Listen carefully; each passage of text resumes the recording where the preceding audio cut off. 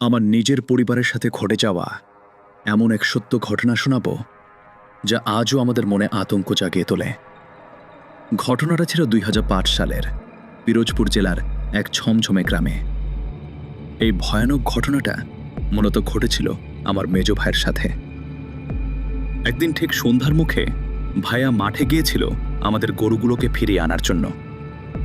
আপনারা তো জানেনই, গ্রামের দিকে মাগরিবের আজানের আগের সময়টা কেমন রহস্যময় আর থমথমে থাকে।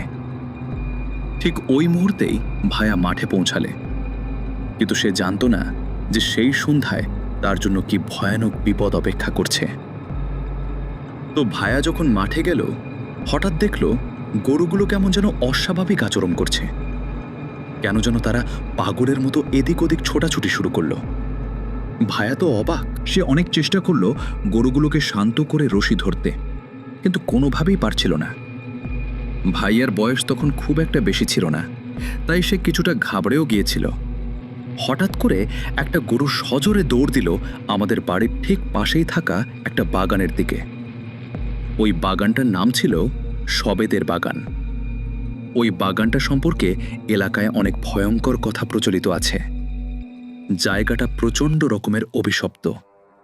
শুনলে বিশ্বাস করবেন না, ওই বাগানের আশেপাশে যে পরিবারগুলো থাকে তাদের বাড়ির কোনো পুরুষ মানুষ বেশি দিন বাঁচে না। কোনো না কোনো অদ্ভুত দুর্ঘটনায় তারা মারা যাবেই। ওই এলাকায় পুরুষ মানুষ টিকে থাকাই যেন দায় হয়ে দাঁড়িয়েছিল। কিন্তু এরপর আমার ভাইয়ার সাথে যা ঘটল সেটা শুনলে আপনি চমকে উঠবেন। গরুটা যখন ওই বাগানের ভেতর ঢুকে গেল, ভাইয়াও তার পেছন পেছন দৌড়াতে লাগলো। কিন্তু বাগানের ভেতরে ঢোকার পর অদ্ভুতভাবে গরুটা একটা গাছের সামনে গিয়ে একদম স্থির হয়ে দাঁড়িয়ে পড়ল। ভাইয়া যখন গরুটাকে ধরতে যাবে, ঠিক তখন তার কেন যেন মনে হলো আশেপাশে কেউ একজন আছে।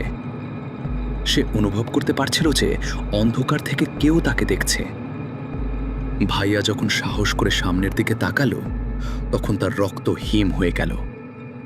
সে দেখল বিশাল লম্বা ধবধবে সাদা কাপড় পরা কিছু একটা তার সামনে দাঁড়িয়ে আছে। ভাইয়া মাথা উঁচু করে দেখার চেষ্টা করল যে ওটা আসলে কি, কিন্তু যখন সে উপরের দিকে তাকালো, দেখল ওই বিশাল আকার অবয়বটার কোনো মাথা নেই। মাথা ছাড়া ওই লম্বা জিনিসটাকে দেখে ভাইয়া শুধু মা বলে একটা চিৎকার দেওয়ার সুযোগ পেয়েছিল। তারপরেই সে জ্ঞান হারিয়ে মাটিতে লুটিয়ে পড়ল। ভাইয়ার ওই চিৎকার আমার আম্মু শুনতে পেয়েছিলেন। যদিও আমরা বাকিরা তেমন কিছু শুনতে পাইনি, কিন্তু মায়ের কান তো ঠিকই বুঝতে পেরেছিলেন তার সন্তান বিপদে পড়েছে। আম্মু সাথে সাথে বাগানের দিকে দৌড় দিলেন। আমরাও আম্মুর পেছনে পেছনে দৌড়াতে লাগলাম। আম্মু দৌড়াতে দৌড়াতে কাঁদছিলেন আর বলছিলেন, আমার ছেলে মনে হয় আর নেই। কারণ আমরা সবাই জানতাম ওই বাগানটা কতটা অভিশপ্ত আর খারাপ একটা জায়গা। পুরো এলাকার মানুষ ওই জায়গাটাকে এড়িয়ে চলত।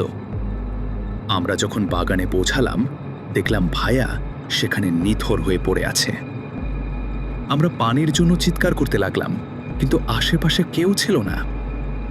ভাইয়ার মুখ দিয়ে তখন ফেনা বের হচ্ছিল। অবস্থা খুবই শোচনীয় ছিল। শেষ পর্যন্ত আমার বোন কোথা থেকে যেন একটু পানি নিয়ে আসলো। পাশের একটা খাল থেকে পানি এনে ভাইয়ার মুখে ছিটানোর পর তার জ্ঞান ফিরল। আমরা তাকে ধরাধরি করে বাড়িতে নিয়ে আসলাম। পরের দিন ছিল পহেলা বৈশাখ। সকাল থেকেই বাড়িতে পহেলা বৈশাখের একটা আমেজ ছিল। রান্নাবান্নার প্রস্তুতিও ছিল বেশ ভালো। আমি তখন অনেক ছোট, তাই ভাইয়া আমাকে তার কাঁধে তুলে নিল। আমাদের গ্রামের রাস্তাগুলো ছিল কাঁচা মাটির আর খুব খারাপ। ভাইয়া আমাকে কাঁধে নিয়ে পাশের গ্রামে গেল, যেখানে মেলা বসেছিল। মেলায় আমরা অনেক আনন্দ করলাম, কিন্তু ফিরতে ফিরতে আমাদের একটু সন্ধ্যা হয়ে গেল। আমি সাথে ছিলাম বলে আম্মু খুব একটা চিন্তা করেননি। ভেবেছিলেন আগের দিন একা ছিল বলেই হয়তো সমস্যা হয়েছিল। মেলা থেকে ফেরার সময় আমরা অনেক কিছু কিনলাম, সাথে একটা জ্যান্ত মুরগিও নিয়ে আসলাম। তখন তো আর এখনকার মতো মুরগি ড্রেসিং করার ব্যবস্থা ছিল না, তাই জ্যান্তই নিয়ে আসতে হতো। কিন্তু বাড়িতে ঢোকার ঠিক আগ মুহূর্তে মাগরিবের আজান পড়ল। আমরা যখন বাড়িতে ঢুকলাম, আম্মু মুরগিটার দিকে তাকিয়ে অবাক হয়ে গেলেন। মুরগিটার পুরো শরীর কেমন যেন গাঢ় নীল বর্ণ ধারণ করেছে। আম্মু এটা দেখে ভয় পেয়ে গেলেন এবং দ্রুত দিয়াশলাইয়ের কাঠি জ্বালিয়ে কি যেন একটা টুকটাক করলেন। আমি ঠিক জানি না ওটাকে কি বলে, কিন্তু মা খুব চিন্তিত হয়ে পড়েছিলেন। এরপর মুরগিটা জবাই করে রান্না করা হলো এবং আমরা সবাই রাতের খাবার খেয়ে ঘুমানোর জন্য যার যার ঘরে চলে গেলাম। আমাদের বাড়িতে মোট 6টা ঘর ছিল।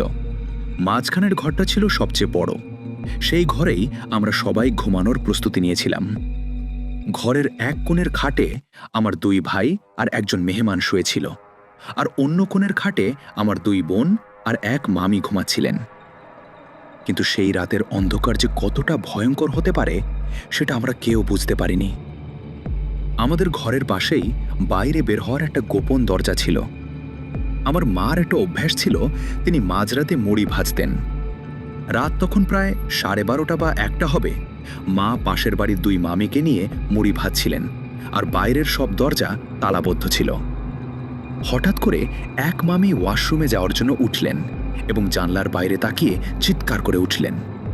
তিনি দেখলেন দরজার সামনে বিশাল বড় একটা শিয়াল দাঁড়িয়ে আছে। মামি ভয়ে কুঁকড়ে গিয়ে মাকে বললেন, তুমি এখন মুড়ি ভাজা বন্ধ করো, ঘরের ভেতর চলো।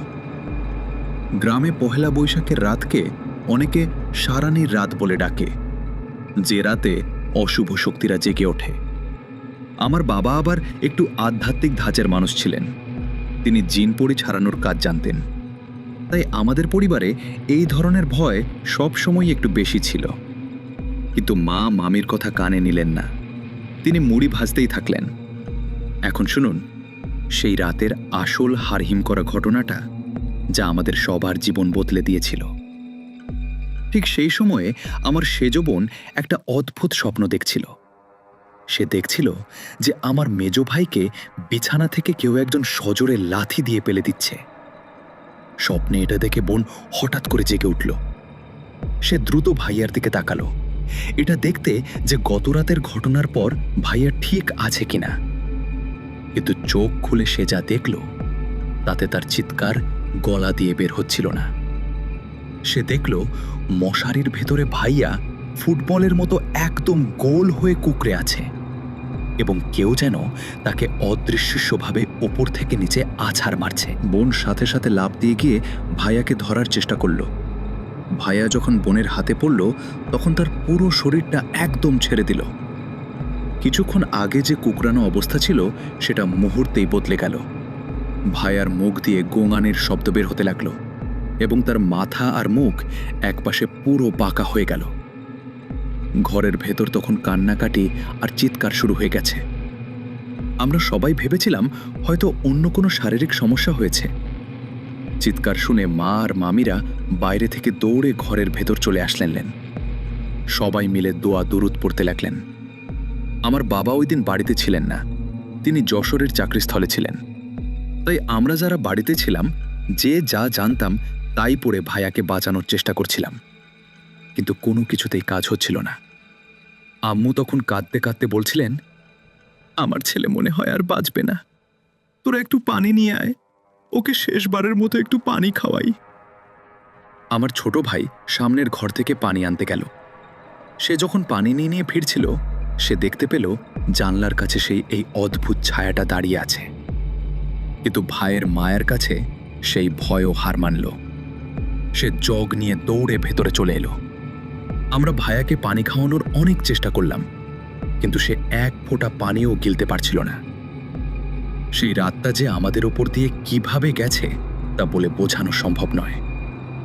সারা রাত আমরা সবাই মিলে দোয়া পড়ে আর কান্নাকাটি করে কাটিয়ে দিলাম। সকাল হওয়ার পর আমরা ভাইয়াকে ধরাধরি করে উঠানে নিয়ে আসলাম। রাতের বেলা এত চিল্লাচিল্লি হলেও গ্রামের কোনো মানুষ ভয়ে আসেনি, কিন্তু সকাল হতেই পুরো গ্রামের মানুষ আমাদের বাড়িতে ভিড় করল। সবাই দেখতে চাইছিল আসলে কি হয়েছে। আজানের ঠিক আগে ভাইয়ার অবস্থার একটু উন্নতি হয়েছিল, কিন্তু সকাল হতেই আবার সেই একই অবস্থা ফিরে এলো। তার মুখ বাঁকা হয়ে গেল এবং শরীর আবার কুঁকড়ে যেতে লাগলো। রাতেই বাবাকে ফোন করা হয়েছিল। বাবা সকাল সকাল বাড়িতে পৌঁছে গেলেন। বাবা এসেই বুঝতে পারলেন এটা সাধারণ কোনো অসুখ নয়। তিনি সাথে সাথে কিছু মন্ত্র পড়তে শুরু করলেন এবং যে জিনিসটা ভাইয়াকে কষ্ট দিচ্ছিল তাকে হাজির করার চেষ্টা করলেন। বিশ্বাস করুন আর নাই করুন, বাবা সেই অশুভ শক্তিকে হাজির করেছিলেন। তখন সেই অশুভ আত্মাটা কথা বলতে শুরু করল। সে বলল যে সে অনেক বৃদ্ধ এবং সে সহজে ভাইয়াকে ছেড়ে যাবে না। সে আরও বলল, আমি ওর কাছে যেতে চাইনি, ও নিজে আমার এলাকায় ঢুকে পড়েছিল। যেহেতু সে আমার আয়ত্তের ভেতর এসেছে, তাই আমি ওকে কষ্ট দিচ্ছি। বাবা তখন তাকে অনেক অনুনয় বিনয় করলেন এবং বললেন যে ছেলেটা অনেক ছোট, সে মারা যাবে। অনেকক্ষণ ধস্তাধস্তির পর অবশেষে সেই আত্মাটা চলে যেতে রাজি হল। বাবা ভাইয়াকে তাবিজ দিলেন, বিশেষ পানি দিয়ে গোসল করালেন। এরপর থেকে ভাইয়া আস্তে আস্তে সুস্থ হতে শুরু করল। তবে সেই আত্মাটা যাওয়ার আগে একটা হুমকি দিয়ে গিয়েছিল যে সে আবারও ফিরে আসবে এবং আবারও ক্ষতি করার চেষ্টা করবে। পুরো ঘটনাটা এখনো আমার মনে পড়লে গায়ের লোম খাড়া হয়ে যায়। এটাই ছিল আমার জীবনের সেই ভয়ানক সত্য ঘটনা। পুরো ঘটনাটি শুরু হয়েছিল 2013 সালে, আর সেই সন্ধ্যার কথা ভাবলে আজও অনেকের গা শিউরে ওঠে। এই রহস্যময় সময় কাহিনীর কেন্দ্রে ছিলেন 22-23 বছর বয়সী একজন তরুণ হুজুর, যিনি একটি মসজিদে ইমামতি করতেন।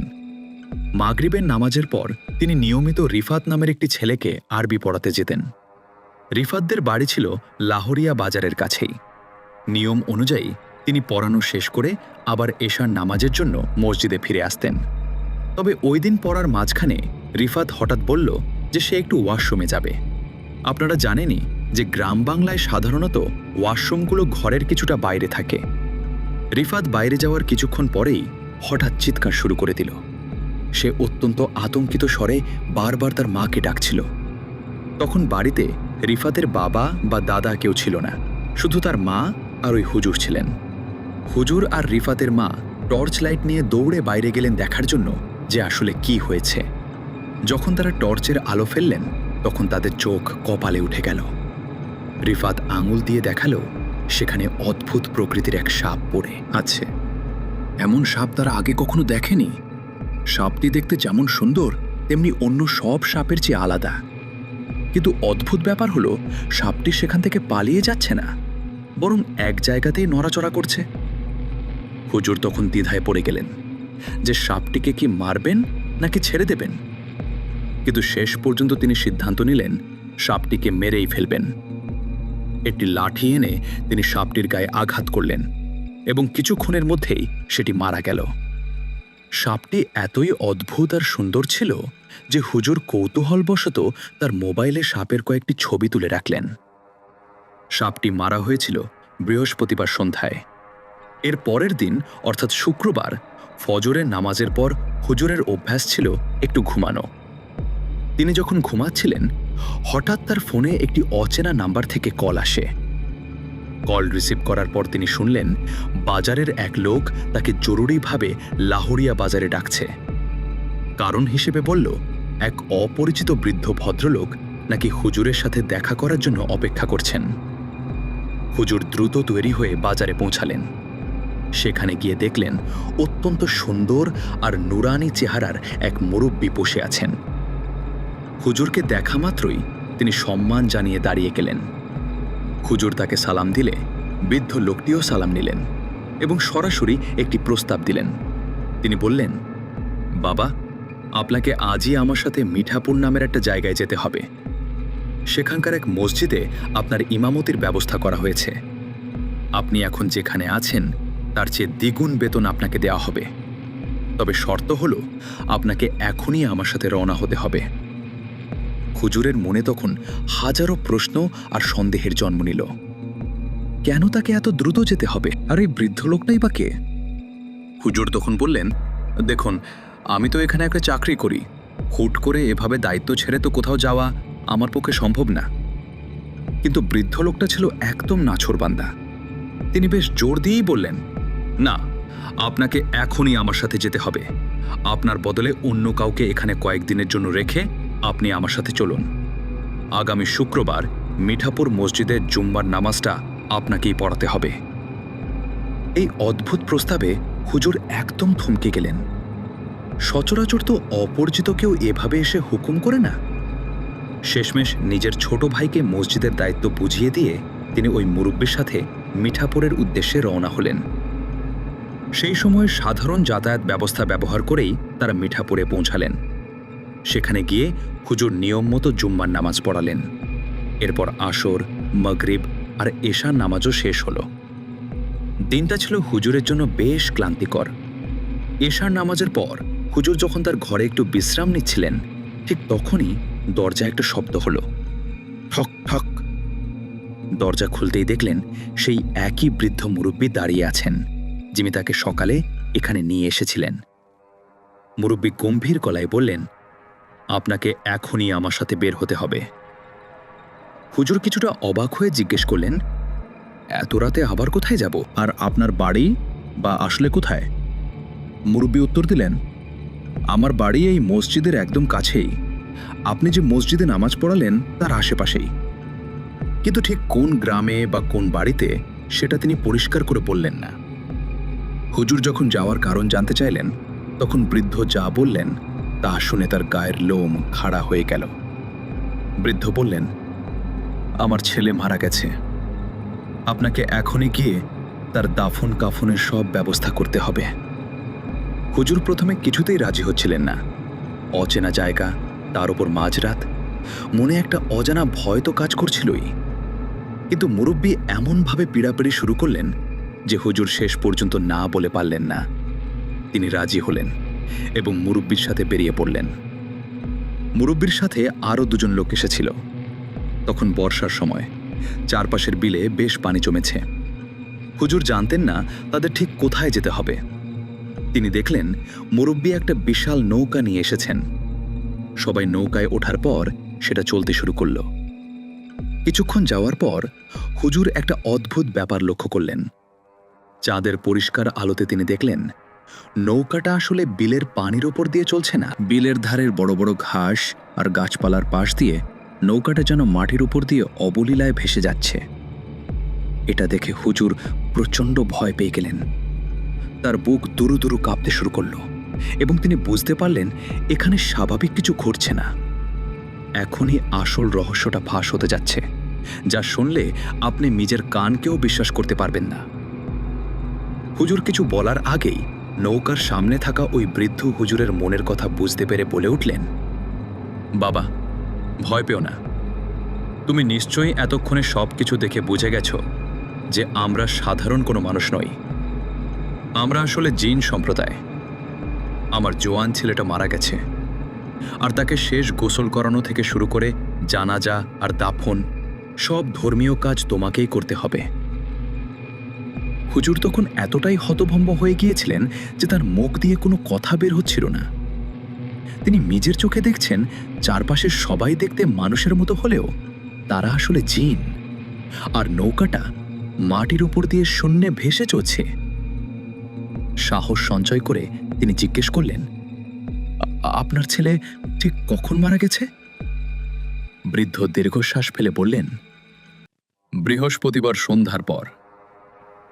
হুজুর অবাক হয়ে বললেন, বৃহস্পতিবার সন্ধ্যা থেকে এখনো মৃতদেহ রেখে দিয়েছেন? বৃদ্ধ শান্তভাবে উত্তর দিলেন, হ্যাঁ, তোমার জন্যই এতক্ষণ অপেক্ষা করছিলাম।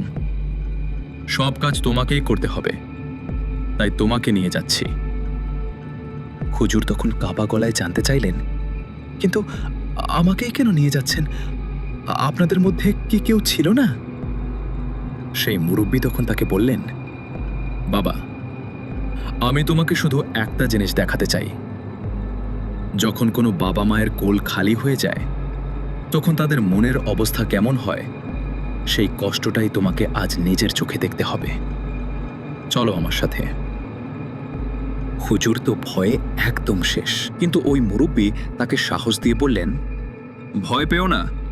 তোমাকে যেভাবে নিয়ে এসেছি ঠিক সেভাবেই সুস্থ শরীরে আবার বাড়িতে পৌঁছে দেওয়া আমার দায়িত্ব। তুমি একদম ভয় পেও না। তার কথা বলার ধরন আর ব্যবহার এতই অমায়িক ছিল যে হুজুর রীতিমতো অবাক হয়ে গেলেন। কিছুক্ষণ পর নৌকাটি একটি অদ্ভুত বাড়ির সামনে এসে থামল। নৌকা থেকে নামার পর তিনি যা দেখলেন তা দেখে তার পিলে চমকে গেল। সেখানে সাদা জুব্বা পরা আর লম্বা সাদাদা দাড়িওয়ালা অসংখ্য মানুষ দাঁড়িয়ে আছে। ভেতর থেকে কান্নার হৃদয় বিদারক শব্দ ভেসে আসছে। আর ওই বাড়ির নকশাটাও ছিল একদম অন্যরকম, আমাদের সাধারণ মানুষের বাড়ির মতো মোটেও নয়। মুরব্বী তখন তাকে বললেন, বাবা, ভয় পেও না, এই পাশেই আমার ছেলের লাশ রাখা আছে। বেশিক্ষণ রাখলে লাশে পচন ধরতে পারে, তুমি তাড়াতাড়ি তাকে শেষ গোসলটা করিয়ে দাও। হুজুর ওই লাশের গোসল করাতে গিয়ে ভয়ে আর আতঙ্কে একদম জ্ঞান হারিয়ে ফেললেন। বন্ধুরা, আমরা সাধারণত জিনের যেই গল্পগুলো শুনে থাকি সেখানে আপনারা খেয়াল করবেন যে আমরা বলি যে এই ঘটনা দেখে সে অজ্ঞান হয়ে গেছে আর চোখ খুলে দেখে সে নিজের বাড়িতে। কিন্তু এখানে তা হলো না। যখন তার জ্ঞান ফিরল, তিনি দেখলেন চারদিকে সেই জিনেরা তাকে ঘিরে দাঁড়িয়ে আছে। অর্থাৎ এটা কোনো স্বপ্ন ছিল না। এখনই সাবস্ক্রাইব করে বেল আইকনটি চেপে দিন, যাতে পরবর্তী রহস্যগুলো মিস না হয়ে যায়। তিনি আবারও সেই লাশের গোসল সম্পন্ন করলেন। এরপর জানাজার পালা। জানাজা পড়ানোর দায়িত্বও পড়ল ওই ভাইয়ের ওপরেই। কিন্তু জানাজা পড়াতে গিয়ে তিনি আবারও জ্ঞান হারালেন। জানাজা পড়ানোর সময় জিনেরা আবারও তার জ্ঞান ফিরিয়ে আনল। জ্ঞান ফেরার পর তিনি জানাজা সম্পন্ন করলেন এবং তাকে দাফনও করা হলো। এভাবে পুরো ঘটনায় তিনি মোট 3 বার অজ্ঞান হয়েছিলেন। জানাজা থেকে শুরু করে সব কাজ শেষ হওয়ার পর সেই মুরব্বি জিন তাকে বাড়ি পৌঁছে দেওয়ার ব্যবস্থা করলেন। তবে যাওয়ার আগে তিনি হুজুরকে একটা চরম উপদেশ দিলেন। তিনি বললেন, বাবা, তুমি তো আমার অনেক বড় ক্ষতি করে ফেলেছ।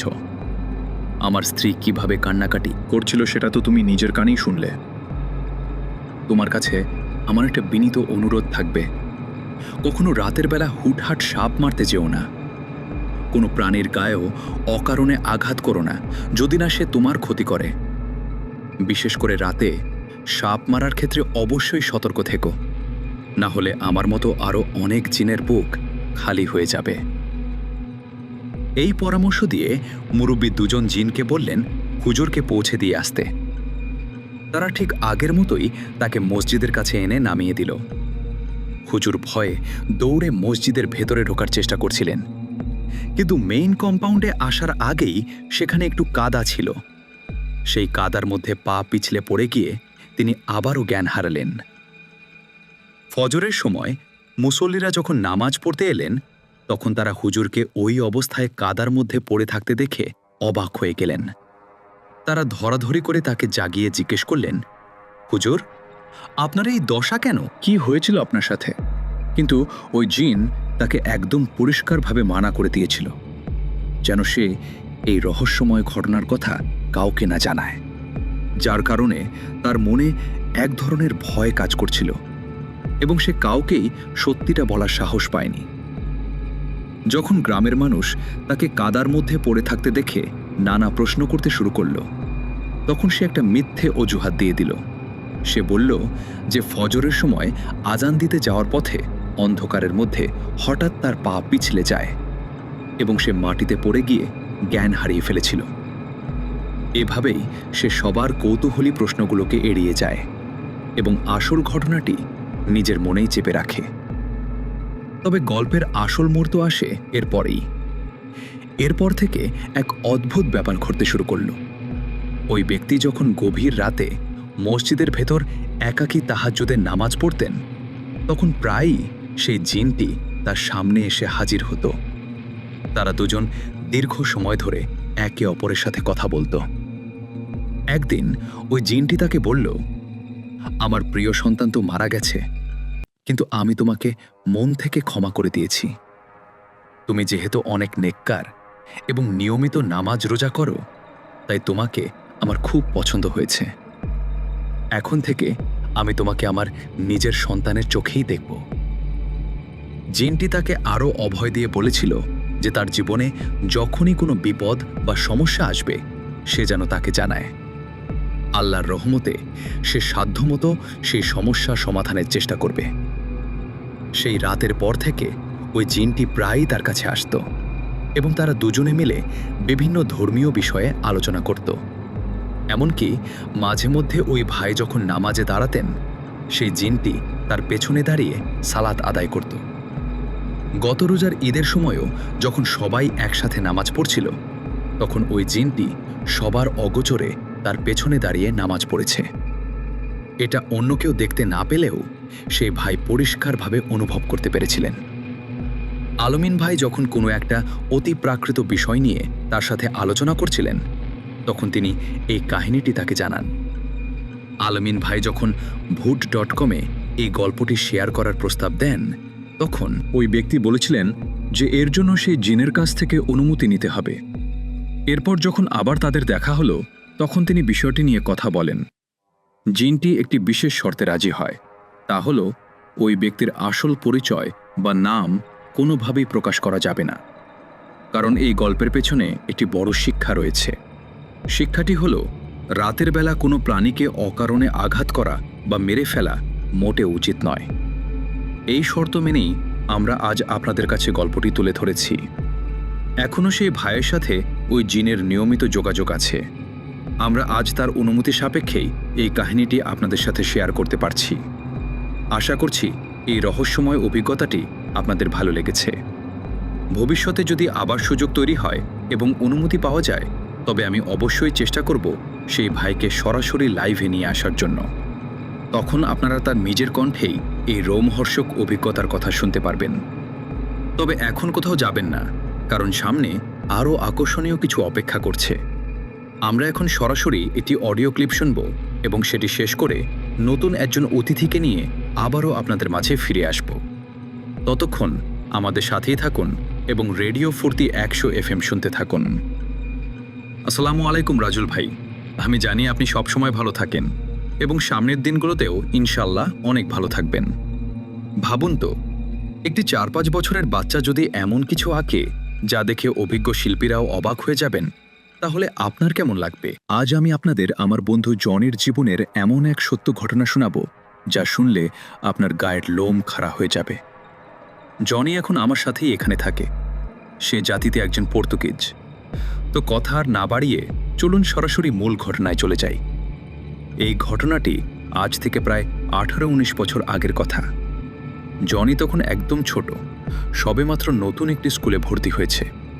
তবে একটা কথা শুরুতেই বলে রাখা ভালো, পর্তুগালে স্কুলের কিছু নির্দিষ্ট নিয়মকানুন আছে। যেমন কোনো বাচ্চা যখন নতুন স্কুলে ভর্তি হয়, তখন অন্তত প্রথম 1 বা 2 বছর তার মাকে নিয়ম করে স্কুলে দিয়ে আসতে হয় এবং স্কুল ছুটির পর আবার নিয়ে আসতে হয়। জনি আমাকে যেভাবে পুরো ঘটনাটি বলেছে, আমি ঠিক সেভাবেই আপনাদের কাছে তা তুলে ধরছি। সেদিন ছিল জনির স্কুলের একদম প্রথম দিন। নতুন স্কুল নিয়ে ও ভীষণ উত্তেজিত আর আনন্দিত ছিল। ওর মা ওকে স্কুলে পৌঁছে দিয়ে আসতেন এবং বাকি সব সাধারণ বাচ্চাদের মতো জনিও স্কুলে গেল, ক্লাস করল এবং সবার সাথে পরিচিত হওয়ার চেষ্টা করল।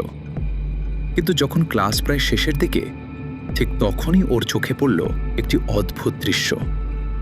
জনি খেয়াল করল ক্লাসের একদম শেষ বেঞ্চে একটি ছেলে একা বসে আছে।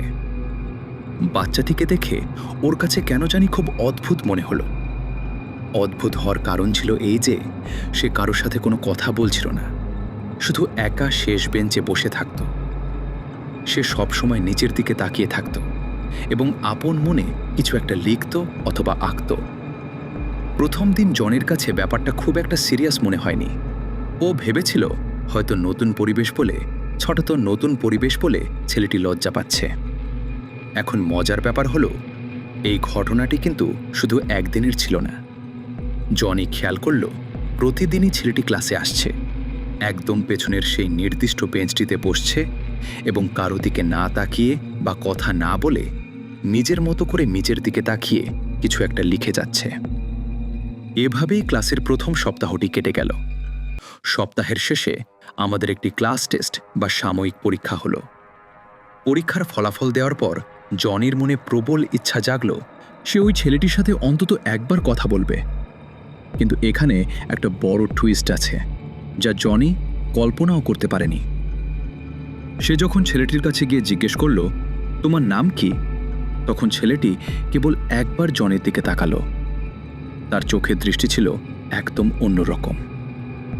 সে কোনো উত্তর না দিয়ে আবারও মাথা নিচু করে নিজের কাজে মন দিল। জনের কৌতূহল আরও বেড়ে গেল। সে একটু উঁকি দিয়ে দেখতে চাইল যে ছেলেটি আসলে কি করছে, আর তখনই সে যা দেখল তাতে তার চোখ কপালে উঠে গেল। সে দেখল ছেলেটি একটি স্কেচ বা ছবি আঁকছে। বিশ্বাস করুন, 4 থেকে 5 বছরের একটা বাচ্চার পক্ষে ওইরকম নিখুঁত ছবি আঁকা প্রায় অসম্ভব ছিল। ছবিটা এতই সুন্দর আর জীবন্ত ছিল যে জনি অবাক হয়ে ভাবছিল, এতটুকু একটা ছেলে কিভাবে এত সুন্দর করে ছবি আঁকতে পারে। জনি তখন তাকে আবারও জিজ্ঞেস করল, তুমি কি আঁকছো? তখন ছেলেটি খুব গম্ভীর গলায় উত্তর দিল, তোমার কিছু লাগবে? এই কথা শুনে জনি একদম ভড়কে গেল। সে আর কথা না বাড়িয়ে চুপচাপ নিজের জায়গায় ফিরে এলো। এবার আসি পরের সপ্তাহের ঘটনায়। সেই সপ্তাহে আমাদের কোনো পরীক্ষা ছিল না, কিন্তু তার পরের সপ্তাহে আবারও পরীক্ষা ছিল। হঠাৎ একদিন জনি দেখল সেই অদ্ভুত ছেলেটি নিজে থেকে জনির টেবিলের সামনে এসে দাঁড়িয়েছে। সে জনিকে জিজ্ঞেস করল, তোমার কাছে কি পরীক্ষার রুটিন আছে? জনি তো রীতিমতো শকড। যে ছেলেটি কারোর সাথে কথা বলে না, সে আজ নিজে থেকে এসে কথা বলছে। জনি তাকে রুটিনটা দিল এবং সুযোগ বুঝে তার নাম জিজ্ঞেস করল। ছেলেটি জানালো তার নাম হচ্ছে অ্যালেক্স। এরপর থেকে তাদের মধ্যে টুকটাক কথা হতে শুরু করলো এবং ধীরে ধীরে তাদের মধ্যে একটা বন্ধুত্ব তৈরি হলো। অ্যালেক্স জনির সাথে অনেক কিছুই শেয়ার করত, কিন্তু একটা বিষয় জনি লক্ষ্য করল, অ্যালেক্স তার ব্যক্তিগত জীবন বা পরিবার সম্পর্কে কখনোই কিছু বলতে চাইত না। জনি ব্যাপারটিকে খুব একটা গুরুত্ব না দিয়ে তাদের বন্ধুত্ব চালিয়ে যেতে থাকল। এখানে একটা কথা বলতে আমি ভুলে গেছি, অ্যালেক্সের মাও কিন্তু প্রতিদিন তাকে স্কুলে নিতে আসতেন। কিন্তু অদ্ভুত ব্যাপার হলো, অ্যালেক্সের মাও ঠিক অ্যালেক্সের মতোই ছিলেন। তিনি স্কুলের অন্য কোনো অভিভাবকের সাথে কথা বলতেন না। সাধারণত দেখা যায় স্কুল ছুটির পর মায়েরা একে অপরের সাথে গল্প করেন, কিন্তু অ্যালেক্সের মা একদম শেষ মুহূর্তে আসতেন এবং অ্যালেক্সকে নিয়ে দ্রুত চলে যেতেন। তাকে দেখে মনে হতো তিনি যেন কারোর সাথে মিশতে ভয় পাচ্ছেন বা কোনো কিছু লুকিয়ে রাখছেন। এভাবেই তাদের স্কুলের প্রথম বছরটি প্রায় শেষ হয়ে এলো। বছরের শেষে স্কুলে ছোটখাটো একটি অনুষ্ঠানের আয়োজন করা হয়েছিল। অনুষ্ঠানের পর জনি অ্যালেক্সকে প্রস্তাব দিল, চলো আজকে তুমি আমার বাসায় যাবে, আমরা একসাথে খাওয়া দাওয়া করব আর অনেক মজা করব। তুমি চাইলে তোমার মাকেও নিয়ে আসতে পারো। এই কথা শোনার সাথে সাথে অ্যালেক্সের মুখটা কেমন যেন গম্ভীর হয়ে গেল। সে নিচু স্বরে বলল, আমি আসব, কিন্তু আমার মা আসবে না। জনি আর বেশি কিছু না ভেবে তাকে রাজি করিয়ে ফেলল। পরের দিন সকালে অ্যালেক্স জনির বাসায় এলো। তারা দুজনে মিলে অনেক সময় কাটালো। অ্যালেক্স যে কত বড় মাপের শিল্পী ছিল তা জনি আবারও বুঝতে পারল যখন অ্যালেক্স জনির কিছু স্কেচ করে দিল।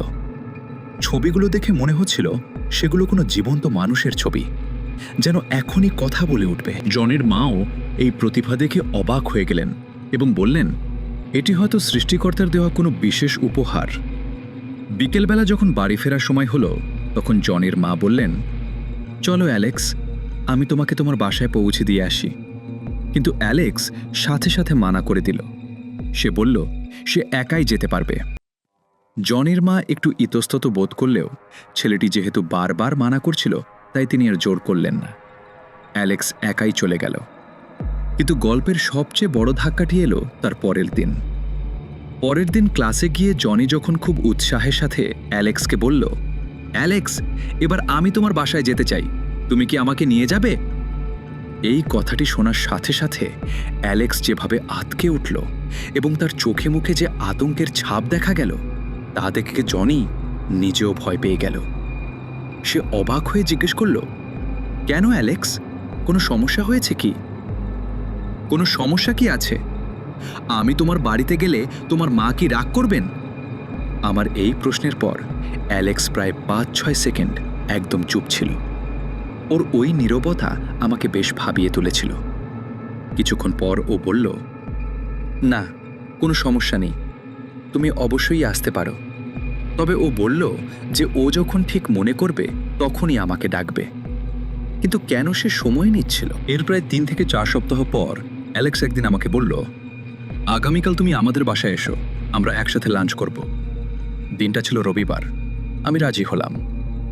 সকালে আমার মা যখন আমাকে স্কুলের সামনে নামিয়ে দিচ্ছিলেন তখন আমি তাকে সব বললাম। স্কুলের গেটে পৌঁছে দেখি অ্যালেক্স দাঁড়িয়ে আছে। মা আমাদের দেখে বললেন, চলো আমি তোমাদের বাসা পর্যন্ত পৌঁছে দিয়ে আসি। কিন্তু অ্যালেক্স সাথে সাথে না করে দিল। ও বলল, না আন্টি, সমস্যা নেই, আমরা চলে যেতে পারবো। মা একটু চিন্তিত হয়ে পড়লেন যে দুটো বাচ্চা একা যেতে পারবে কিনা। তখন অ্যালেক্স সামনের একটা গাড়ি দেখিয়ে বলল, ওই যে দেখুন, আমার মা ওখানে অপেক্ষা করছেন, তিনিই আমাদের নিয়ে যাবেন। মা নিশ্চিন্ত হয়ে চলে গেলেন। কিন্তু আসল খেলা তো কেবল শুরু হতে যাচ্ছিল। আমি অ্যালেক্সের সাথে গিয়ে ওদের গাড়ির পেছনে বসলাম। বসার পর দেখলাম অ্যালেক্স আর ওর মা খুব নিচু স্বরে ফিসফিস করে কি যেন বলছে। আমি পেছনে থাকায় ওদের কথাগুলো পরিষ্কার শুনতে পাচ্ছিলাম না।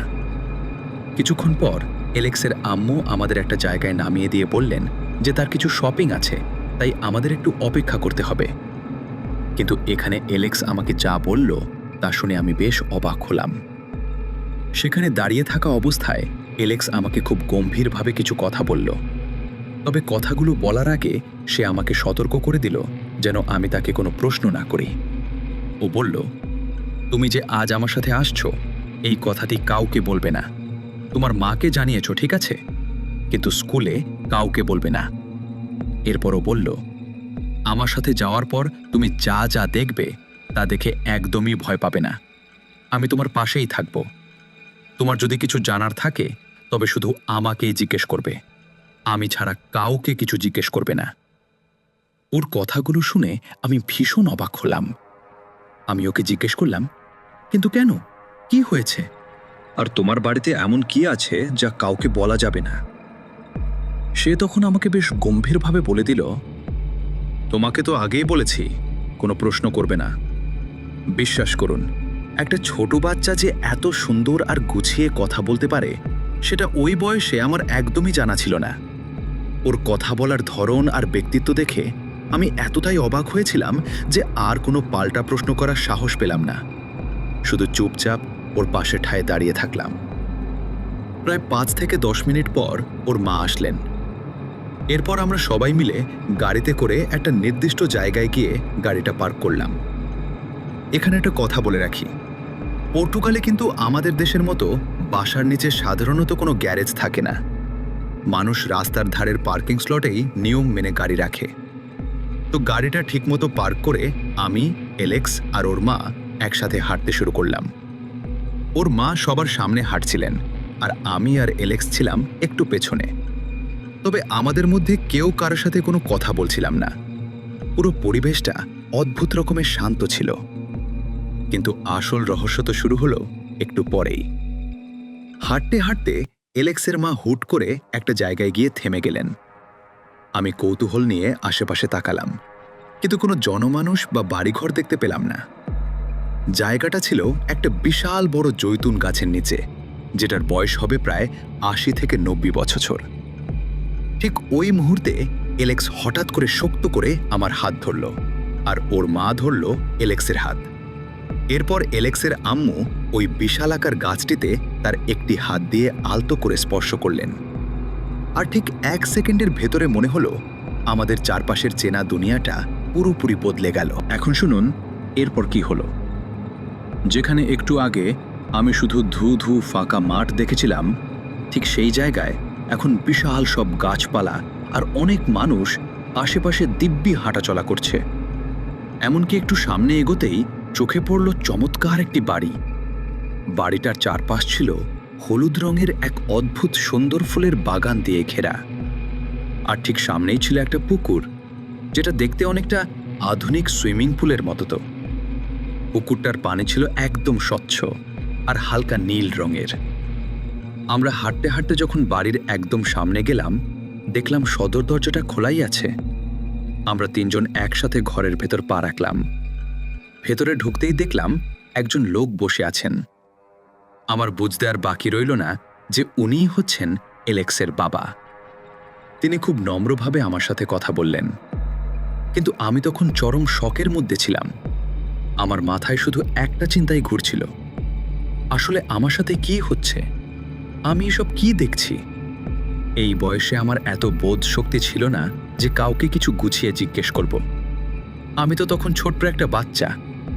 আমার চোখের সামনে এত কিছু ঘটে যাচ্ছে যে আমি ঠিক কি বলবো তা বুঝতে পারছিলাম না। ঠিক ওই মুহূর্তে এলেক্সের বাবা আমার মনের অবস্থা বুঝতে পেরে অভয় দিয়ে বললেন, ভয় পেও না। এরপর তিনি আমাকে জিজ্ঞেস করলেন যে আমি কিছু খাবো কিনা। আমি তখন ভয়ে আর সংকোচে ওনাকে বললাম যে আমি কিছুই খাবো না। কিন্তু এলেক্স আমাকে বারবার অনুরোধ করে বলল, কিছু একটা খেয়ে নাও, তারপর আমরা সবাই মিলে বাইরে যাব। এরপর আমাদের জন্য কিছু নাস্তা বা স্ন্যাক্স আনা হলো। আমরা সেগুলো খেয়ে নিয়ে বাড়ির বাইরে বের হলাম। বাইরে আপনি কি কখনো এমন কারো সাথে মিশেছেন যার আসল পরিচয় জানলে আপনার কলিজা শুকিয়ে যাবে? ঠিক এই মুহূর্তেই এলেক্স আমাকে এমন কিছু বলতে যাচ্ছিল যা শুনে আমার পায়ের নিচ থেকে মাটি সরে গিয়েছিল। এলেক্স তখন আমাকে বলল যে না, আমি তার কোনো ক্ষতি করিনি, বরং সে আমাকে অনেক বেশি পছন্দ করে বলেই আমার সাথে বন্ধুত্ব করেছে এবং এমনকি আমাকে নিজের বাড়িতেও নিয়ে এসেছে। কিন্তু এরপর এলেক্স আমাকে একটা বিশেষ অনুরোধ করল। সে খুব সিরিয়াস হয়ে বলল, প্লিজ, আজকের এইসব কথা তুমি আর কাউকে কোনোদিন বলো না। তুমি বললে তোমার হোমার হয়তো সরাসরি কিছু হবে না, কিন্তু আমার অনেক বড় বিপদ হয়ে যেতে পারে। আমি তাকে অনেক বিশ্বাস দিয়ে বললাম যে আমি কাউকে কিচ্ছু বলবো না। তখন আমি তাকে ভয় মেশানো কণ্ঠে বললাম, প্লিজ এলেক্স, আমাকে আমার বাড়িতে ঠিকভাবে পৌঁছে দিয়ে এসো। এলেক্স আমাকে আশ্বস্ত করে বলল যে ভয় পাওয়ার একদমই কিছু নেই। সে আর তার মা দুজনে মিলেই আমাকে খুব সুন্দরভাবে আমার বাসায় পৌঁছে দিয়ে আসবে। যেহেতু আমি তাদের মেহমান, তাই আমার কোনো ভয় নেই। তবে সে বারবার একটাই কথা বলছিল, এই গোপন কথা যেন কোনোভাবেই অন্য কেউ না জানে। এলেক্সের এই কথাগুলো শুনে আমি মনে কি সে আরও জানাল যে তারা যখন সাধারণ মানুষের সাথে মেলামেশা করে তখন তারা একদম আমাদের মতোই স্বাভাবিকভাবে চলাফেরা করে, যাতে কেউ কিছু টের না পায়। কিন্তু এখানে একটা রহস্যময় ব্যাপার আছে যা শুনলে আপনি চমকে যাবেন। এলেক্সের এই কথাগুলো শোনার পর আমি নিজের চোখ আর কানকে একদমই বিশ্বাস করতে পারছিলাম না। আমার সামনে যা কিছু ঘটছিল তা যেন কোনো অলৌকিক সিনেমার দৃশ্য। এরপর এলেক্স আমাকে তার পুরো বাড়িটা ঘুরিয়ে দেখালো। সেখানে তার আরও 2 ভাই বোন ছিল, তাদের সাথেও আমার পরিচয় করিয়ে দিল। আমরা সেখানে বেশ অনেকটা সময় কাটালাম। যখন দুপুরের সময় হলো, আমরা সবাই মিলে একসাথে বসে আনন্দ করে খাওয়া দাওয়া করলাম।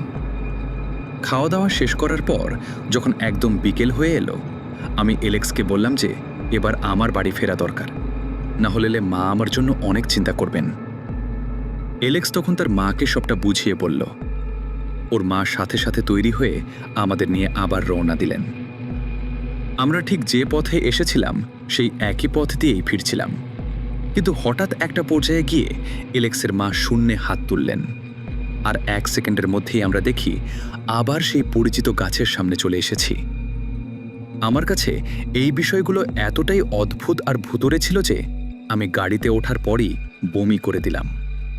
বমি করার পর এলেক্সের মা আমাকে নিজে থেকে খুব গম্ভীর গলায় বললেন, আজকে যা যা দেখলে বা শুনলে তা যেন কাউকে না জানাও, এমনকি তোমার মাকেও না। আমি আন্টিকে কথা দিলাম যে আমি কাউকে কিছু বলবো না। আমি তাদের কাছে ক্ষমাও চেয়ে নিলাম যদি আমার কোনো ভুল হয়ে থাকে। এরপর প্রায় 3-4 মাস এলেক্সের সাথে আমার সম্পর্ক বেশ ভালোই ছিল, কিন্তু একদিন আমি ভুল করে এই গোপন ঘটনাটা আমার এক কাজিনের কাছে শেয়ার করে ফেলি। আমি ভাবতেও পারিনি এলেক্স এটা জানতে পারবে। কিন্তু ঠিক তার পরের দিন স্কুলে আসতেই এলেক্স আমাকে ধর